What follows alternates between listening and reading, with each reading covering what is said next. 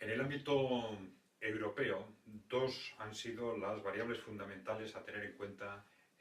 si queremos sintetizar de alguna forma lo sucedido en la economía de nuestro continente durante este verano.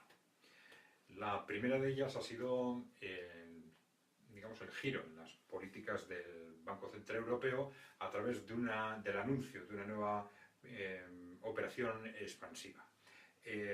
Hay que estar muy atentos a lo que esta operación expansiva significa, dado que por primera vez se ha aludido a la introducción de determinados elementos condicionantes en los recursos que se trasvasen a los bancos con el fin de asegurar su destino en la economía real, en particular en cuanto al tipo de operaciones que se van a financiar. Aunque sería muy deseable que por una vez las políticas expansivas se dirigieran a donde se tienen que dirigir, que es efectivamente a la economía real y no a solucionar problemas del sector financiero, lo que ha sucedido hasta ahora en toda la crisis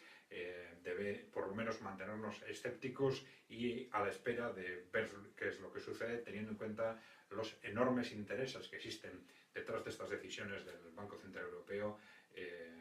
a favor del sector financiero. El segundo elemento clave, sin ninguna duda, ha sido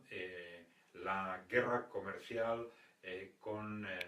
Rusia abierta a raíz de la iniciativa del Poder Financiero Central, con unos u otros pretextos articulados alrededor de la problemática política de Ucrania.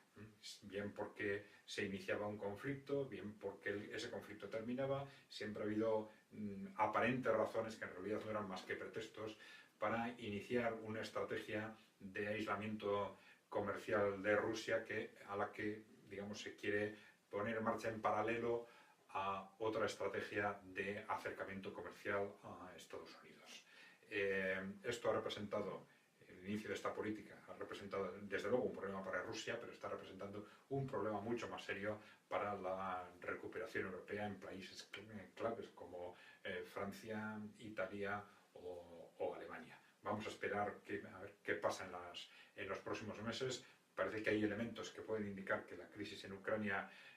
puede rápidamente dejar de ser un pretexto y el conjunto de la industria europea está deseando que estas sanciones finalicen cuanto antes y presionar a los responsables políticos y al conjunto del mundo financiero para una reactivación de las relaciones comerciales con Rusia y con el conjunto de los países emergentes.